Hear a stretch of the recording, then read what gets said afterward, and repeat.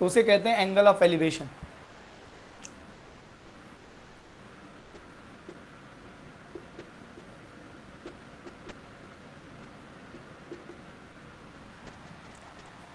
ठीक है, so we are talking about angle of elevation, some basic terminologies in height and distances, ये आज हम लोग बात कर रहे हैं। The first one is angle of elevation, इसे हिंदी में उन्नयन कोण कहते हैं। उन्नयन वर्ड मैंने इसलिए लिखा है उठता हुआ कोण, उन्नयन कोण, इसलिए ताकि आपको ये याद रहे थोड़ा सा कि किसको, बहुत सारे स्टूडेंट एलिवेशन और डिप्रेशन में कंफ्यूज हो जाते हैं। तो ये हमारी आई साइट है, ये ऑब्जर्वर है, आंख बनी हुई है, ठीक है। और अगर ऑब्जर्वर हॉरिजॉन्टल से अपने लाइन ऑफ साइट को ऊपर उठा करके देख रहा है, ये हॉरिजॉन्टल, और हॉरिजॉन्टल जब आप ऊपर देख रहे हैं तो एंगल ऑफ एलिवेशन बनता है।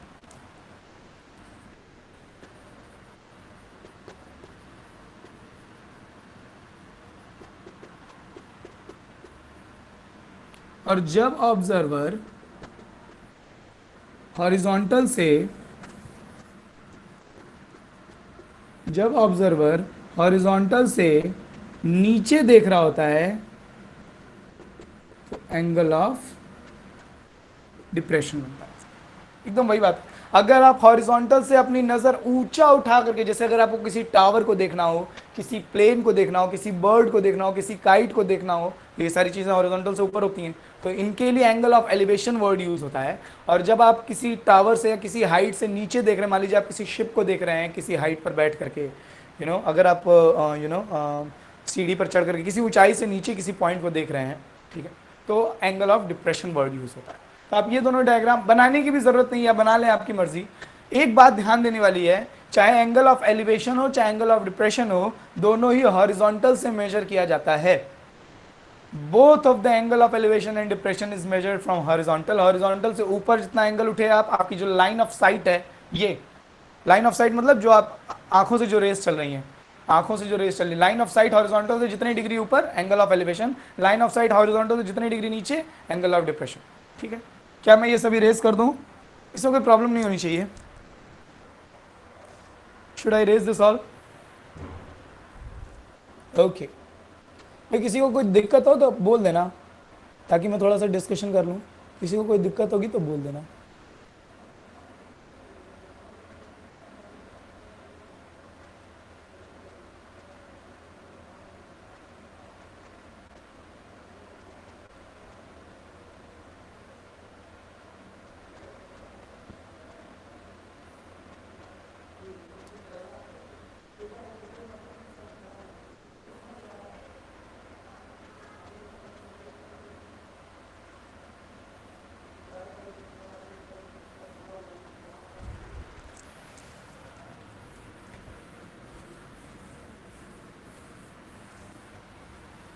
हाइट एंड डिस्टेंस में आपके सिलेबस में दो तरह के क्वेश्चंस हैं, एक सिंगल ट्रायंगल क्वेश्चंस हैं और एक डबल ट्रायंगल क्वेश्चन है ना। सिंगल राइट ट्रायंगल क्वेश्चन है और एक डबल राइट ट्रायंगल क्वेश्चन है। सिंगल राइट ट्रायंगल क्वेश्चन हम लोगों ने प्रीवियस क्लास में सॉल्व किए, बहुत ईजी भी होते हैं। हम लोगों ने देखा है कि अगर किसी राइट एंगल ट्रायंगल में मुझे एक साइड और एक एंगल मालूम चल जाए, एक साइड और एक एंगल मालूम चल जाए, तो मैं उस राइट एंगल ट्रायंगल में कुछ भी बता सकता हूँ, है ना। बाकी कोई साइड निकाल सकता हूँ, बाकी कोई दूसरा एंगल भी निकाल सकता हूँ। ये हम लोगों ने पढ़ लिया। आज हम लोग बात कर रहे हैं एंगल ऑफ एलिवेशन और डिप्रेशन की जो टर्मिनोलॉजी है, ये पढ़ने के बाद आज हम लोग बात कर रहे हैं डबल ट्रायंगल क्वेश्चंस पर। बहुत इंपॉर्टेंट है, ठीक है, और मैं आपको बताऊंगा कि इनसे कैसे डील करना है। तो देखिए बहुत इजी होती है हाइट एंड डिस्टेंस, आपको बस है ना अपना फंडा बदलना होगा। रटने उठने वाला कोई हिसाब नहीं लगाएंगे हम लोग, एकदम अच्छे से बातें समझेंगे कहानी। मैं एग्जाम्पल सॉल्व कराऊंगा एनसीईआरटी के, एक्सरसाइजेस आप खुद से करेंगे। मैं एग्जाम्पल नंबर 4 सॉल्व करा रहा हूँ। From a point P on the ground,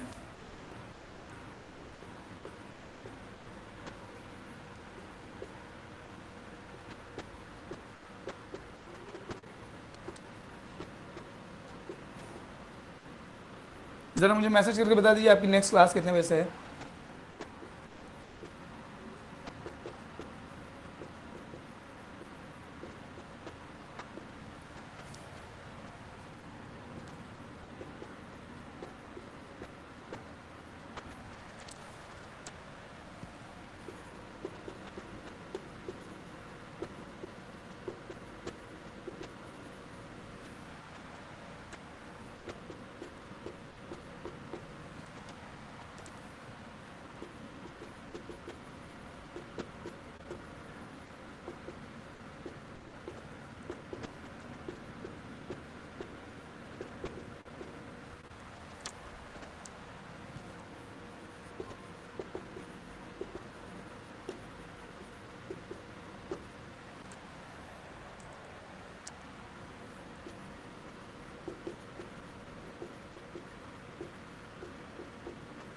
भाई टाइम बचाने के लिए हम एंगल ऑफ एलिवेशन को ए ओ ई लिखेंगे।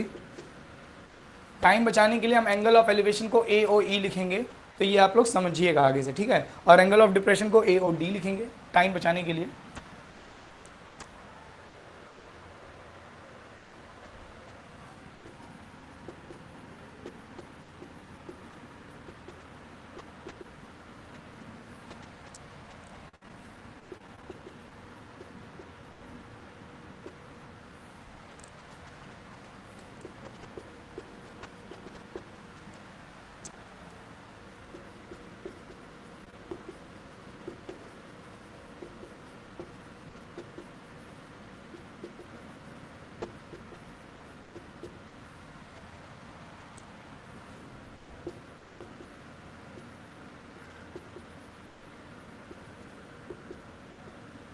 लॉन्ग क्वेश्चन में रहता है हाइट एंड डिस्टेंस।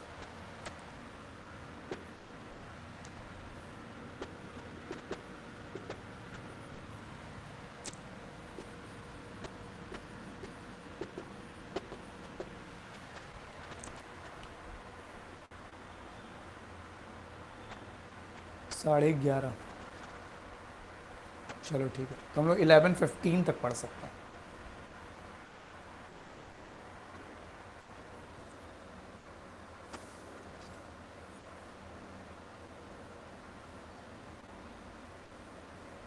ठीक है ना। क्वेश्चन की लेंथ देखिए आप क्या क्या लिखा हुआ है, फ्रॉम अ पॉइंट। अगर आपके पास एनसीईआरटी है, बुक अगर है, तो आप अपने साथ बुक लेकर के जरूर बैठें। एग्जाम्पल नंबर 4 है ये हाइट एंड डिस्टेंस में, ठीक है। From a point P on the ground, the angle of elevation of the top of a 10-meter tall building is 30 degree. A flag is hoisted at the top of the building and the angle of elevation of the top of the flag staff, ठीक है, from P is 45 degree. देखिए कुछ basic चीज़ें जो ज़्यादातर students के साथ दिक्कत करती है हाइट एंड डिस्टेंस में। सबसे पहली चीज़ इंग्लिश इंटरप्रिटेशन कमज़ोर होना, ठीक है। फोकस लूज कर देना। एक लाइन पढ़ेंगे, देखिए आपने कभी ध्यान दिया कि क्या आपको एक क्वेश्चन समझने के लिए क्या आपको 3 बार 4 बार 5 बार क्वेश्चन पढ़ना पड़ता है? एक लाइन पढ़ा, नहीं क्या लिखा क्या लिखा, फिर से पढ़ना पड़ता हो, फिर पढ़े उसके बाद फिर से रिपीट करना पड़ता हो कि अरे क्या लिखा क्या लिखा क्या क्या क्या आपको बार बार पढ़ना पड़ता है? अगर ऐसा है तो इसका मतलब ये नहीं कि आपकी मेंटल एबिलिटी कम है, मतलब बस इतना सा है कि आप फोकस नहीं कर रहे हैं। आप जो क्वेश्चन लिखा हुआ है उसकी लाइंस पर फोकस नहीं कर रहे। कुछ बेसिक चीजें, वर्ड्स प्रॉब्लम चाहे क्वाड्रेटिक की हो, चाहे लीनियर इक्वेशन इनटू वेरिएबल की हो, चाहे अरिथमेटिक प्रोग्रेशन की हो, चाहे हाइट एंड डिस्टेंस की हो, या आगे मेंसुरेशन में और बाकी जगहों पर आएंगे। वर्ड्स प्रॉब्लम से ज़्यादातर स्टूडेंट्स को मैथ्स में फोबिया इसीलिए होता है। उसकी 2-3 वजह हैं। एक तो इसका इंग्लिश इंटरप्रिटेशन, ये जो लिखा हुआ है इतना कुछ, ये जो कहानी गढ़ी गई है, ठीक है। और उसके बाद फोकस लूज कर देना, ठीक है। एक लाइन 2 लाइन, जैसे ही दूसरी लाइन पर पहले पहली लाइन भूल गए कि क्या कह रहा था। तो आपको कहानी बिल्कुल साफ समझनी होगी। वर्ड्स प्रॉब्लम मैं पहले से कह रहा हूं, एक पॉइंट है पी ग्राउंड पर, और वहां से उस पॉइंट पी से the angle of elevation of the top of a 10 metre tall building. तो एक बिल्डिंग है, ये बिल्डिंग बना ली, बिल्डिंग थोड़ी छोटी कर लेते हैं, ऊपर झंडा भी तो लगाना है। ये एक बिल्डिंग बना ली, और एक पॉइंट है ग्राउंड पर। ये बिल्डिंग जमीन पर होगी, ये ग्राउंड हो गया।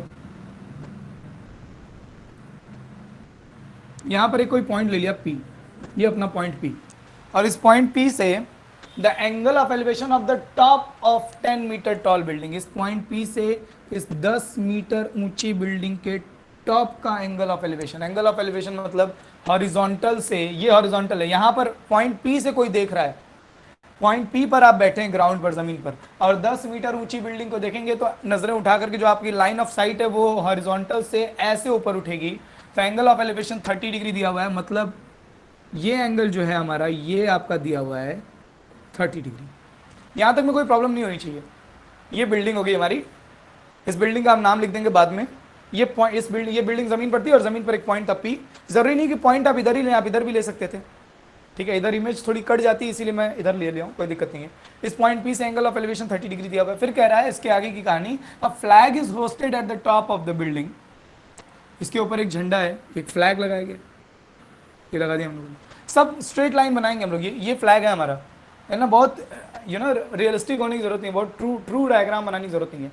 And the angle of elevation of the top of the flag staff from P, इसी पॉइंट P से इस फ्लैग के टॉप का एंगल ऑफ एलिवेशन अब दे रहा है कितना, 45 डिग्री। मतलब जब यहीं पी पर बैठ करके आप बिल्डिंग का टॉप देख रहे हैं तो 30 डिग्री का एंगल बना रहे हैं। इसी पॉइंट पी पर बैठ करके जब आप उसके ऊपर फ्लैग स्टैफ को देख रहे हैं, फ्लैग के टॉप पॉइंट को देख रहे हैं, तो 45 डिग्री लाइन ऑफ साइट जो है वो हॉरिजॉन्टल से 45 डिग्री का एंगल बना रही है। Find the length of the flag staff, हमको ये इसकी लेंथ चाहिए, ये मान लेते हैं वो h मीटर है, ठीक है, हमको वो लेंथ चाहिए। And the distance of the building from point P, और इस पॉइंट पी से ये बिल्डिंग की डिस्टेंस, ये डिस्टेंस चाहिए। तो इनका कुछ नाम लिख लेते हैं फटाफट से। ये P हो गया, ये Q लिख लेते हैं, इसको लिख लेते हैं R, ये इस है ना, QR जो है वो फ्लैग है और RS जो है वो हमारी बिल्डिंग है। तो हमको QR फाइंड करना है, हाइट ऑफ फ्लैग, और PS फाइंड करना है, distance of the building from point P। सबसे पहली चीज क्वेश्चन समझ करके जो सिचुएशन है उसको बिल्कुल मैथमेटिकल जो ज्योमेट्री में एकदम लेकर के आ जाना जेन्युइन तरीके से, कि इस तरह का कुछ रे डायग्राम बनेगा। फाइनल आउटलाइन क्वेश्चन की कुछ ऐसी है। तो सबसे पहले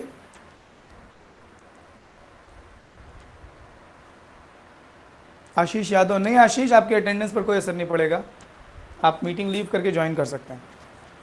आपकी अटेंडेंस मेरी तरफ से और स्कूल की तरफ से दोनों जगह से लग रही, अटेंड हो रही है, तो ये सब बातें ऑटोमेटिकली नोट होती हैं। कुछ मुझे मालूम नहीं है कि क्या सिस्टम होता होगा स्कूल की तरफ से, मुझे मालूम नहीं कि स्कूल की तरफ से क्या सिस्टम होता होगा। हो सकता है कुछ एवरेज टाइम स्टूडेंट का रखा उन्होंने, कि अगर कोई स्टूडेंट 1 घंटे की क्लास में 40 मिनट एटलीस्ट है तो उसकी अटेंडेंस काउंट हो, और नहीं तो ना काउंट, मतलब कुछ एवरेज टाइम रखा गया होगा, जो भी हिसाब हो, आई डोंट नो स्कूल में किस तरीके से अटेंडेंस लगती होगी।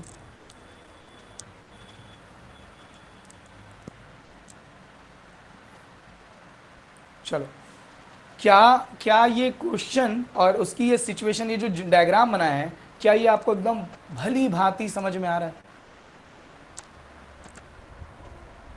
ठीक है, अमृता पांडे का रिस्पांस मिल गया हमको, ठीक है, यस, ठीक। हाइट एंड डिस्टेंस के क्वेश्चन 4 मार्क्स के होते हैं, जिसमें एक नंबर सीधा सीधा डायग्राम पे होता है, एक नंबर सीधा सीधा डायग्राम पर होता है। अगर आपने डायग्राम गलत बनाया और क्वेश्चन सही सॉल्व किया है, तब भी टीचर 1 नंबर काट देगा आपका।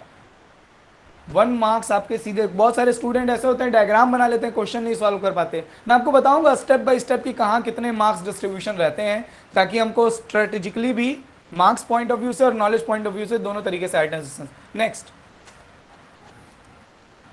तो अगर आप देखें तो यहाँ 2 राइट ट्रायंगल बन रहे हैं, ये 90 डिग्री, भाई बिल्डिंग तो हम यही मानेंगे कि बिल्डिंग बिल्कुल सीधी खड़ी है,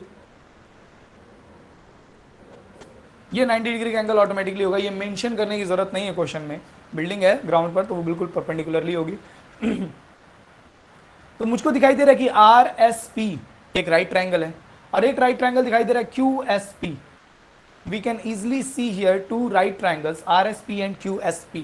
और हमारी ट्रिग्नोमेट्री सिंपली क्लास 10th में जो हम लोग ट्रिग्नोमेट्री पढ़ रहे हैं वो कंप्लीटली राइट एंगल ट्रायंगल पर बेस्ड है, तो हम सिर्फ राइट एंगल ट्रायंगल पर ही फोकस करेंगे। तो एक राइट एंगल ट्रायंगल मुझको RSP दिखाई दे रहा है और एक राइट एंगल ट्रायंगल हमको QSP दिखाई दे रहा है। सबसे पहले मैं देख रहा हूं RSP में, RSP वाले ट्रायंगल में आपको देखना है ना। मुझे इसको हाईलाइट करने की ज़रूरत तो नहीं है, क्या आप ज्योमेट्री में देखना आपके लिए आसान है या नहीं? इस ट्रायंगल में हम देख रहे हैं RSP में, इसमें ये एंगल 30 डिग्री दिया हुआ है। हाँ भाई, एक आध लोगों ने आंसर निकाल दिया है, ठीक है। इसमें ये एंगल 30 डिग्री दिया हुआ है और ये सामने वाली साइड दी हुई है। हमको क्या क्या निकालना था? हमको PS निकालना था और हमको QR निकालना था। इन ट्रायंगल RSP, ये अपने आप में बहुत इजी क्वेश्चन है, बट फिर भी इन ट्रायंगल RSP में हम देख रहे हैं, हमको एक एंगल मालूम है। और ये सिंगल ट्रायंगल पे आप जो हम लोग सिंगल ट्रायंगल में हम लोग क्या करते थे, ये ऊपर वाला भूल जाइए एक बार के लिए, आप ये ध्यान दीजिए। RSP में मुझको एक एंगल मालूम है और ये एक साइड मालूम है। और अभी हम लोगों ने कल नहीं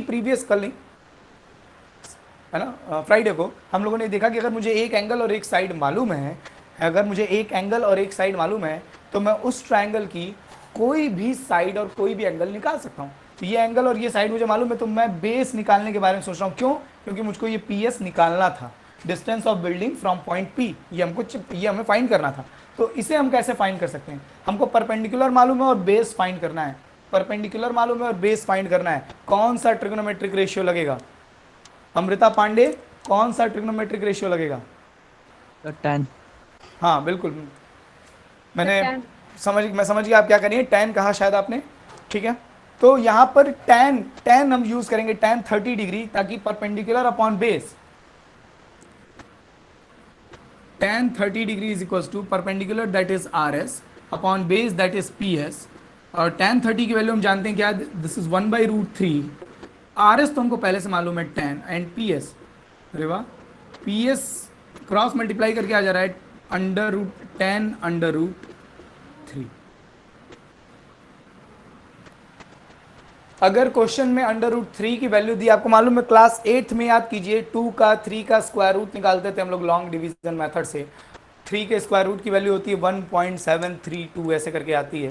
अगर सॉरी, अगर क्वेश्चन में √3 की वैल्यू दी हुई है, अगर क्वेश्चन में √3 की वैल्यू दी हुई है तो आप वो वैल्यू पुट करके 10 से मल्टीप्लाई कर लेंगे। नहीं दी हुई है तो हम यहीं अपना आंसर छोड़ भी सकते हैं। तो एक बात क्लियर हो गई कि ये बिल्डिंग की पॉइंट पी से डिस्टेंस 10√3 है, तकरीबन 17 मीटर। देखिए √3 की वैल्यू, √3 की वैल्यू 1.732 होती है, मल्टीप्लाई कर देंगे आप तो 17.32 मीटर, मतलब तकरीबन 17 मीटर से थोड़ी ज्यादा है बिल्डिंग की डिस्टेंस पॉइंट पी से। तो एक प्रॉब्लम तो सॉल्व हो गई ये पी एस वाली। अब हम देखेंगे किसमें, ट्रायंगल क्यू एस पी में।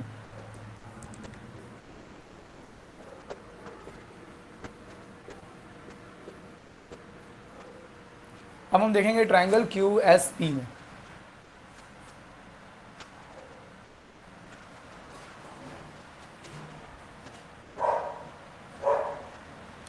पूरे बड़े वाले ट्रायंगल में क्यू एस, एक मिनट यार sir,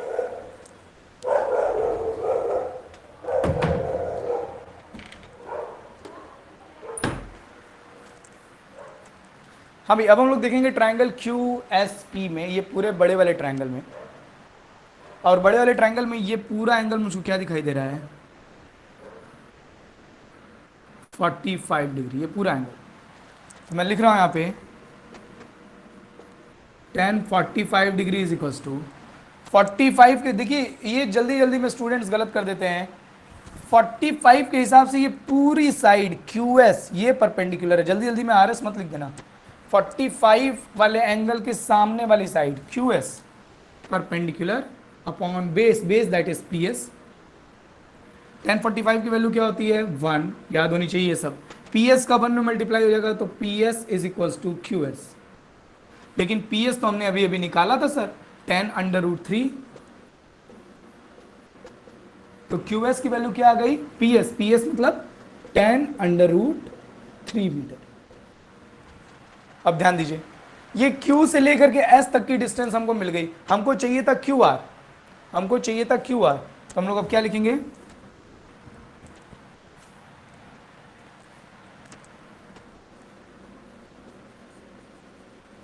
now QR is equal to QS minus, QS में से RS अगर मैं माइनस कर दूं तो हमको QR मिल जाएगा। QS कितना निकाला हम लोगों ने 10√3, और RS हमने कितना निकाला, RS तो दिया हुआ था ऑलरेडी 10। और मैं क्या देख रहा हूं यहाँ पे कि यहाँ से मैं 10 कॉमन ले सकता हूँ और ये आ जाएगा √3 माइनस 1 मीटर। अगर √3 की वैल्यू दी हुई हो तो वैल्यू पुट करके 1 माइनस करके और 10 से मल्टीप्लाई भी कर सकते हैं, डेसिमल में हमारा आंसर आ जाएगा। तो दो राइट ट्रायंगल का खेल दिखाई दे रहा है सर, और बड़े आसानी से हम लोग दोनों राइट ट्रायंगल को अलग अलग डील करके हमने इस पॉइंट की, इस बिल्डिंग से डिस्टेंस भी निकाली और हमने इस फ्लैग स्टैप की हाइट भी निकाली, बड़ी आसानी से निकाली। कोई है ना, जितनी लंबी चौड़ी इसने कहानी लिखी थी 4-5 लाइन के, उससे कम का तो सोल्यूशन दिखाई दे रहा है। अगर आप ध्यान दें तो जितना क्वेश्चन को समझना टिपिकल था उसकी सॉल्विंग उतनी टिपिकल नहीं थी। बस ज़रूरत है प्रॉपर अंडरस्टैंडिंग की, थोड़ी सी प्रैक्टिस की। डायग्राम आपको बनाने में अच्छे से टाइम देना है। एक बार डायग्राम बनाने के एक बार क्रॉस चेक कर लीजिए कि हाँ सब सही है ना। एंगल ऑफ एलिवेशन की जगह मैंने डिप्रेशन तो नहीं बना दिया, कहीं ऐसा तो नहीं कि यहाँ 45 की जगह 30 लिख दिया और यहाँ 45 लिख दिया हो, जल्दी जल्दी में स्टूडेंट्स गलत कर देते हैं। ठीक है, बड़े आराम से डायग्राम अगर सही बन गया तो सही सही राइट ट्राइंगल चूज करके हम आराम से अपना काम कर लेंगे। इस डायग्राम पर एक नंबर रहेगा, इस पहले ट्राइंगल पर दूसरा नंबर रहेगा, दूसरे ट्राइंगल पर तीसरा नंबर रहेगा, और अगर कोई फर्दर कैलकुलेशन है, जैसे ये जो फ्लैग स्टैप की हाइट निकालने के लिए हमने ये सब्ट्रैक्ट किया है, इस पर आपका चौथा नंबर रहेगा। पहला नंबर आपको तुरंत मिल जाएगा डायग्राम पे, दूसरा नंबर, दो ट्राइंगल्स हैं तो दोनों ट्राइंगल की जो इक्वेशंस बनेगी, पहले ट्राइंगल में आपने जो ट्रिग्नोमेट्रिक रेशियो यूज करके जो चीज निकाली, इस पर दूसरा नंबर, दूसरे ट्राइंगल में आपने ट्रिग्नोमेट्रिक रेशियो 1045 यूज करके एक चीज निकाली, इस पर तीसरा नंबर, और अगर कोई फर्दर कैलकुलेशन है तो उस पर चौथा नंबर। इस तरीके से हाइट एंड डिस्टेंस के क्वेश्चन के 4 नंबर डिस्ट्रीब्यूटेड रहते हैं। ठीक है, और मैं आपको बताऊंगा कि अगर आपको हाइट एंड डिस्टेंस में कुछ नहीं भी आ रहा है तब भी आपको कैसे 2 या 3 नंबर ग्रैब कर लेने, ये हम लोग करेंगे जैसे जैसे क्वेश्चन सॉल्व करेंगे। इस क्वेश्चन में किसी भी स्टूडेंट को कहीं कोई तकलीफ हो रही हो तो बता दो भाई। शांभवी मिश्रा, जो आप पूछ रही हैं हर क्वेश्चन में हमें रूट के अंदर की वैल्यू, शांभवी अगर क्वेश्चन में √3 की वैल्यू दी हुई है और क्वेश्चन में ये मेंशन किया है कि आपको डेसिमल डेसिमल के 2 प्लेसेस तक वैल्यू फाइंड करनी है, 3 प्लेसेस तक वैल्यू फाइंड करनी है, तो आपको वैल्यू पुट करनी पड़ेगी। अगर ऐसी कोई रिस्ट्रिक्शन क्वेश्चन में नहीं है तो आप अपना आंसर रूट में छोड़ सकते हैं। भाई इसमें किसी स्टूडेंट को कोई तकलीफ हो तो बता दो, कहीं कोई दिक्कत, कहीं कोई बात ना समझ में आ रही हो। अभी बस एकदम डिमॉन्स्ट्रेशन है, सिंपल सा सवाल है।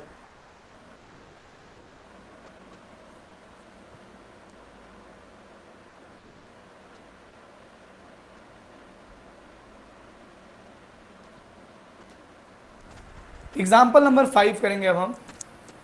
बहुत अच्छा क्वेश्चन है, तो मैं कोशिश करूंगा कि बहुत अच्छे से समझाऊं इसे आप लोगों को। देखिए ये सब एक बार समझ में आ गया ना तो एकदम खेल हो जाएगी हाइट एंड डिस्टेंस। मतलब बहुत सारे स्टूडेंट्स जिनको हाइट एंड डिस्टेंस पर जिन्होंने प्रैक्टिस की उन्हें हो सकता है थोड़ा सा लेक्चर बोरिंग लग रहा हो, बट मेरा ऑब्जेक्टिव रहता है कि एकदम क्लास में जो एकदम जिसे एकदम नहीं समझ में आ रहा हो वो भी एकदम आराम से समझ जाए यार। इसीलिए हो सकता है कि थोड़ा सा है ना, थोड़ा सा स्टूडेंट्स एवरेज से ऊपर के होते हैं उनको थोड़ा सा लेक्चर बोरिंग लग सकता है।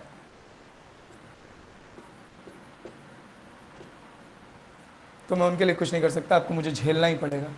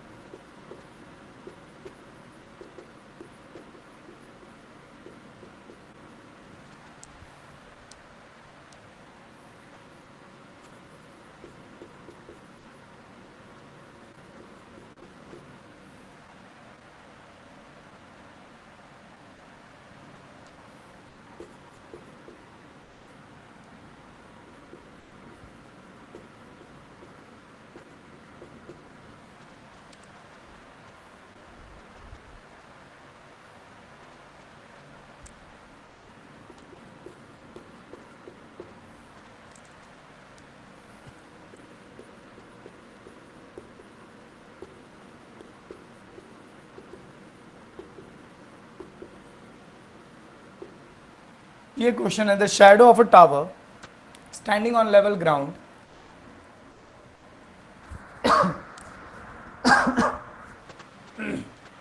a shadow of a tower standing on level ground is found to be 40 meter longer when sun's altitude is 30 degree than when it is 60 degree। है ना, सबसे पहली चीज की शुरू में तो ये सब क्वेश्चन समझ में ही नहीं आते कि कहना क्या चाहता है। बिल्कुल अच्छे से हम लोग देखेंगे कि ये मास्टर क्या कहना चाह रहे हैं।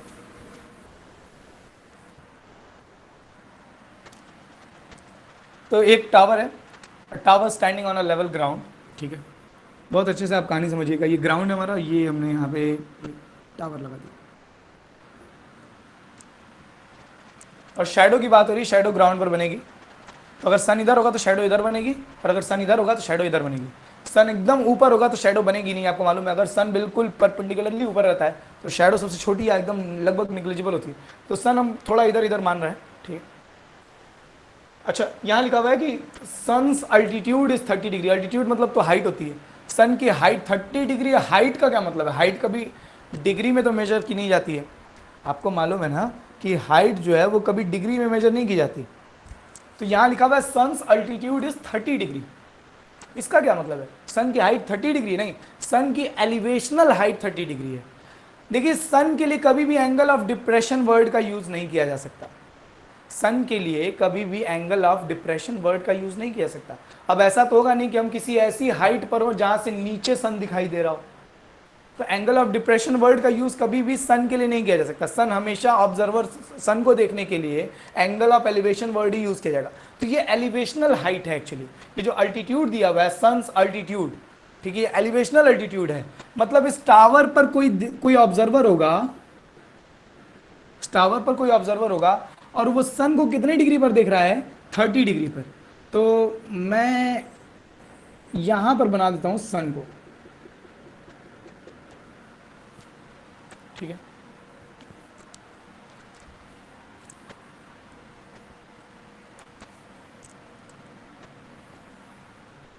यहां मैं बना देता हूं सन को। और अगर सन यहां होगा, देखिए ये हॉरिजॉन्टल, ये हमारा हॉरिजॉन्टल या पैरेलल टू हॉरिजॉन्टल, ग्राउंड कह सकते हैं इसको। हॉरिजॉन्टल से कितने डिग्री पर है? ये अभी सन 30 डिग्री पर है। और जब सन हमारा हॉरिजॉन्टल से 30 डिग्री पर है तो इस टावर की शैडो ये बन रही होगी, ये शैडो बन रही होगी, this one is the shadow. और ये टावर की हाइट है। पहले समझ लीजिए एकदम अच्छे से, आपको ये सब एक बार समझ में आ जाए, उसके बाद हम लोग स्पीड पेस सब बना लेंगे, कोई पंगा नहीं है। एकदम आराम से समझिए ये चीज़ को, ठीक है। तो जब सन का अल्टीट्यूड 30 डिग्री था और फिर सन का अल्टीट्यूड बढ़ करके 60 डिग्री हो गया, अब यही सन थोड़ा सा ऊपर उठ रहा है 60 डिग्री। तो अब ये सन आपको मालूम ही है अर्थ के रोटेशन की वजह से, सॉरी हाँ, अर्थ रोटेशन की वजह से जो है सन है ना अपनी लोकेशन हमको चेंज करता हुआ दिखाई देता है। तो ये सन जो है अब यहां दिखाई दे रहा होगा। और अब हॉरिजॉन्टल से इसका एंगल, ये वाला एंगल कितने डिग्री का है? ये वाला। अब हॉरिजॉन्टल से ये एंगल कितने डिग्री का हो गया? 60 डिग्री का हो गया। और इस पोजीशन में जब एंगल सन जो है वो 30 डिग्री से 60 डिग्री पर आ गया है, अब इस पोजीशन में शैडो ये बन रही होगी, ये शैडो है, ये शैडो है। ये वाली शैडो लेंथ है 30 डिग्री वाले केस में और ये वाली शैडो लेंथ है 60 डिग्री वाले केस में। यहां तक की कहानी में किसी को कोई समस्या? If you have any kind of issues up to here, होनी भी नहीं चाहिए। इतनी बकवास और इतनी देर तक मुझे झेलने के बाद होनी भी नहीं चाहिए। अभी अब इतना समझाने के बाद नहीं समझ में आ रहा है तो फिर भी अगर किसी को कोई दिक्कत हो, चलो। तो अगर ये 30 डिग्री है तो ज्योमेट्री से ये भी 30 डिग्री हो जाएगा। अच्छा चलो, इसकी बात बाद में। पहले ये क्या चक्कर है सर, ये तो बताया नहीं। ये 40 मीटर, ये जो लिखा हुआ है, ये 30 डिग्री बन गया, 60 डिग्री बन गया, ये तो बताया नहीं आपने 40 मीटर क्या। तो ये लिख रहा है कि जब सन 30 डिग्री से 60 डिग्री हुआ है तो शैडो 40 मीटर ज्यादा पाई गई है।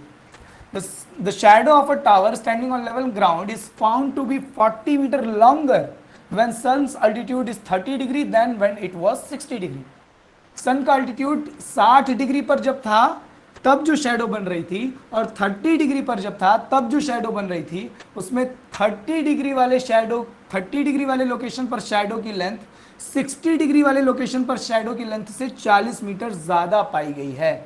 ये ऑब्वियस सी बात है। आप देखिए, जब सन 30 डिग्री पर है तो शैडो इतनी लंबी बन रही है, जब सन 60 डिग्री पर है तो शैडो ये बन रही है।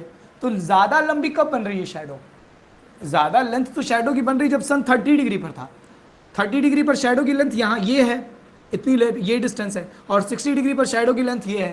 तो एक्स्ट्रा कितनी हो रही है? ये एक्स्ट्रा वाला portion, The length of the shadow of the tower was 40 metre longer when sun's altitude was 30 degree. जब सन का अल्टीट्यूड 30 डिग्री था, एलिवेशनल एल्टीट्यूड 30 डिग्री था, तब जो टावर की शैडो थी वो 40 मीटर लंबी थी, ज्यादा थी as compare to the altitude of sun when it was 60 degree. 60 degree वाले अल्टीट्यूड की कंपैरेटिवली 30 डिग्री वाले अल्टीट्यूड में जो शैडो बन रही थी वो 40 मीटर लंबी बन रही थी, जो ऑब्वियस भी है। सन का जो स्लोप होगा वो जितना कम होगा, सन अगर ऐसे है हमारे सामने तो हमारी शैडो होती है। यही वजह है कि सुबह और शाम के समय शैडो काफी लंबी बनती है। अगर आप कभी रात में टहल रहे हो तो स्ट्रीट लाइट्स आपसे जितनी दूर रहती है आपकी शैडो उतनी लंबी लंबी दिखाई देती है जमीन पे, ठीक है। स्ट्रीट लाइट्स आपसे जितनी दूर होती है शैडो आपको उतनी लंबी दिखाई देती है ग्राउंड पर, और जितना आप स्ट्रीट लाइट के नजदीक होते हैं। तो सन जब 30 डिग्री पर था तो शैडो काफी लंबी बन रही होगी, और 60 डिग्री पे शैडो छोटी हो गई होगी। कितनी लंबी बन रही है, एक्स्ट्रा कितनी निकल रही है, ये हमको बताया गया है 40 मीटर।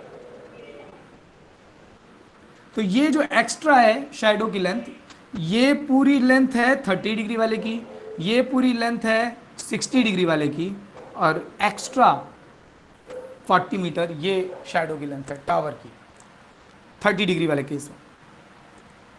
अच्छा, अगर ये 30 डिग्री है तो ये वाला एंगल भी 30 डिग्री होगा, करस्पॉन्डिंग एंगल है भाई साहब। ये 60 डिग्री है तो ये एंगल भी 60 डिग्री होगा, करस्पॉन्डिंग एंगल है। ये हमारा हो गया टावर। ये बन गया हमारा डायग्राम। अब जाकर के अब हम सिचुएशन को पूरा अच्छे से समझ पाए कि इस तरह का सिनेरियो है। अब देखिए होता क्या है कि ये सूरज देवता और ये हॉरिजॉन्टल, ये 30 60, ये अब हमारे किसी काम के नहीं रह गए। क्यों? क्योंकि ये 30 डिग्री नीचे आ गया, ये 60 नीचे आ गया। अब मुझे सन और ये हॉरिजॉन्टल वगैरह इन सब से कोई लेना देना नहीं है, इसीलिए हम सिर्फ इतना ही डायग्राम बनाते हैं।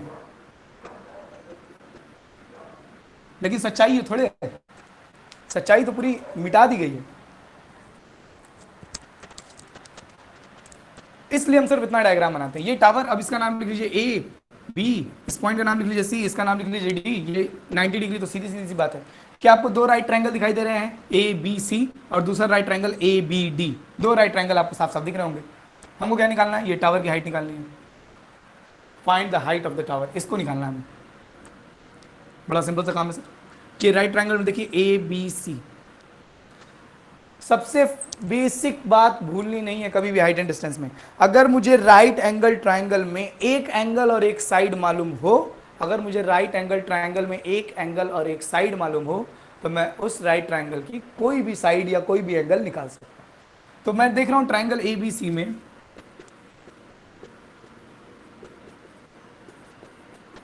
मुझे मालूम नहीं है, बस मैं देख रहा हूं in triangle A B C, ये 60 डिग्री दिया हुआ है और ये टावर की हाइट हमको फाइंड करनी है एच, ये हमको फाइंड करना है।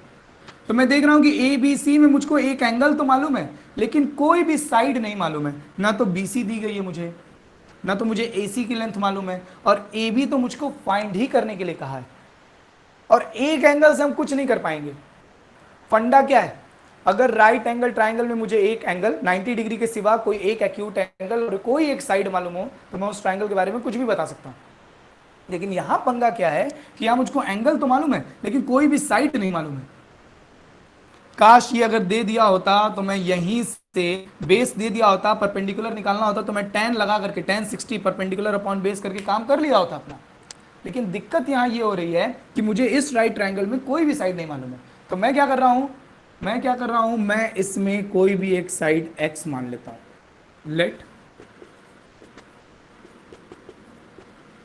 हमको BC मालूम नहीं है, बस मैंने उसे मान लिया ताकि हम उसका सहारा लेकर के tan 60 का फॉर्मूला क्या होगा, perpendicular upon base h upon x। हमको h निकालना है, x नहीं निकालना है। अपने ऑब्जेक्टिव से भटकिएगा मत। We have to find the height of the tower not x। x तो हमने बस अपना उल्लू सीधा करने के लिए, अपना काम निकालने के लिए x का सहारा लिया। tan 60 की वैल्यू क्या होती है, √3।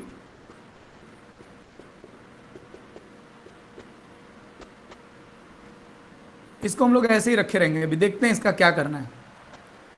अभी हम लोग इसको ऐसे ही रखे रहेंगे, देखते हैं इसका क्या करना है। अब दूसरा राइट ट्रायंगल कौन दिखाई दे रहा है आपको? दूसरा राइट ट्रायंगल आपको दिख रहा होगा, एक तो ये है ए बी सी है और दूसरा right triangle A B D.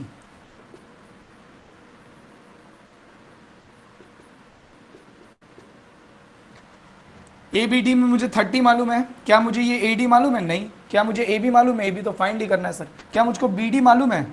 ओहो, सी डी तक तो मालूम है लेकिन बी सी नहीं मालूम है, फिर दिक्कत हो गई। मुझे ए बी डी इस बड़े वाले ट्राइंगल में भी कोई भी एक साइड नहीं मालूम है पूरी, ना तो ए डी मालूम है ना ए बी, तो मान लो फाइंड ही करना है। और बी डी में खाली इतना पार्ट बताया गया 40, ये तो बताया ही नहीं सर, लेकिन हमने इसको एक्स मान रखा था पहले से। तो अगर ये 40 और ये एक्स है तो ये पूरी लेंथ कितनी हो जाएगी? 40 प्लस एक्स। तो और ये एच, ये हमको फाइंड करना है। परपेंडिकुलर अपॉन बेस, tan 30 हम लगाएंगे फिर से। देखिए जरूरी नहीं कि आप हमेशा tan ही लगाएं, ये डिपेंड करता है कि कौन कौन सी चीजों के बीच हम रिलेशन देख रहे हैं। हम यहाँ परपेंडिकुलर और बेस के बीच में देख रहे हैं, यहाँ परपेंडिकुलर हमको फाइंड करना है, बेस मुझको थोड़ा थोड़ा आइडिया है, तो मैं परपेंडिकुलर और बेस के रेशियो को किस में देखता हूँ? tan में देखता हूँ या cot में देखता हूँ? तो आप tan या cot लगाएंगे, ये डिपेंड करता है कि क्या क्या नोन है हमें। मैं यहाँ लगा रहा हूँ tan 30 degree is equals to perpendicular which is h, और 30 डिग्री के हिसाब से ये पूरा बेस होगा। मार्क माई वर्ड्स, ये पूरा बेस होगा। जल्दी जल्दी में खाली इतना मत लिख देना, ये पूरा बेस होगा 40 plus x, 40 plus x. tan 30 की वैल्यू हमको मालूम है सर, tan 30 की वैल्यू तो हमको मालूम है सर, ये होती है 1/√3 is equal to H upon 40 plus x. इसको भी डब्बे में डाल लो, दो दो डब्बे मिल गए हमको। अब ध्यान दे दीजिए, ये डायग्राम आपने बनाया 1 नंबर, ये पहला डब्बा बनाया 2रा नंबर, ये तीसरा डब्बा बनाया 3रा नंबर, 3 नंबर हो गए आपके। अब आप इसके आगे सॉल्व करें ना करें, 4 नंबर में से आपको 3 नंबर मिल चुके। हमने किया क्या? हमने ना एच निकाला है ना एक्स निकाला है, आपको 4 नंबर में से 3 नंबर यही मिल जाएंगे हाइट एंड डिस्टेंस पर। तो जिस स्टूडेंट, हमेशा स्टूडेंट हाइट एंड डिस्टेंस से भागते हैं, और मैं हमेशा कहता हूं आपको कुछ ना समझ में आ रहा हो तो बस इतनी अंडरस्टैंडिंग रखो कि डायग्राम बन जाए आपसे किसी तरह से, बात कहानी आपको समझ में आ जाए और डायग्राम बन जाए। और मैं हर क्वेश्चन में रियलाइज कराऊंगा कि डायग्राम बनाना बड़ा इजी है। एक बार आपसे डायग्राम बन गया, एक बार आपसे डायग्राम बन गया तो बस एक राइट ट्राइंगल लेकर के tan थीटा लगा के एक इक्वेशन बना लो, दूसरा राइट ट्राइंगल लेके दूसरी इक्वेशन बना दो, इक्वेशन बना के छोड़ दो, मत सॉल्व करवा दो, तब भी 4 में से 3 मार्क्स आपको मिलने ही मिलने। अब इसके आगे क्या कर रहा है वो हम लोग देख लेते हैं। हमारे पास एक इक्वेशन ये बन रही है, एक इक्वेशन ये बन रही है। तो भाई हम लोगों ने 3rd चैप्टर पढ़ा है लीनियर इक्वेशन इन 2 वेरिएबल्स। हम लोगों ने 3rd चैप्टर ऑलरेडी पढ़ रखा है लीनियर इक्वेशंस इन 2 वेरिएबल्स। यहाँ देखिए h और x में ये एक इक्वेशन है और h और x में ये दूसरी इक्वेशन है, और हमको h चाहिए, h हमको x नहीं चाहिए भाई साहब, हमको चाहिए h। तो मैं देखिए क्या करूंगा, इस इक्वेशन से x की वैल्यू निकालूंगा। ध्यान दीजिए, मैं यहां से निकालूंगा x की वैल्यू, x को इधर भेज दीजिए, √3 को अपॉन में भेज दीजिए, x की वैल्यू आ जाएगी h अपॉन √3। यहां से x की वैल्यू क्या आ जाएगी, x को इधर भेज दीजिए, √3 को अपॉन में भेज दीजिए, x की वैल्यू आ गई h अपॉन √3। और ये वैल्यू उठा करके सब्सटीट्यूशन मेथड में हम क्या करते थे, किसी एक इक्वेशन से एक वेरिएबल उठा करके दूसरे इक्वेशन में पुट कर देते थे, बस वही कहानी। यहां से मैं x निकाला, क्यों x ही निकाल रहे हैं सर, क्योंकि हमको x चाहिए ही नहीं। हमको क्या है, find the height of the tower, हमको h निकालना है। मैं क्यों बेवजह x में टाइम वेस्ट करूं, x की वैल्यू मैंने h के टर्म्स में निकाली और ये वैल्यू उठा करके मैं यहां पुट कर दूंगा। तो यहाँ राइट साइड में कितना स्पेस मिल रहा है मुझको, काफ़ी स्पेस मिल रहा है।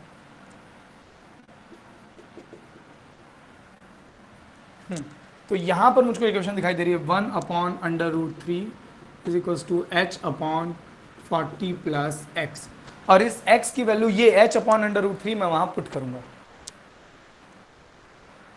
तो जैसे ही मैं h अपॉन √3 पुट करूँगा ये कुछ ऐसा दिखाई देगा।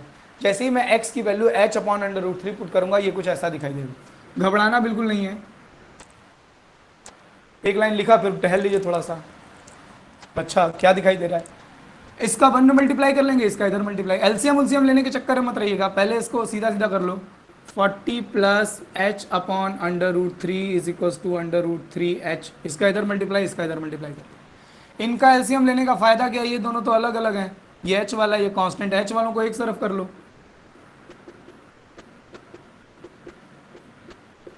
ये h अपॉन √3 उधर जाएगा माइनस में हो जाएगा, ये √3 का इधर मल्टीप्लाई करेंगे 3,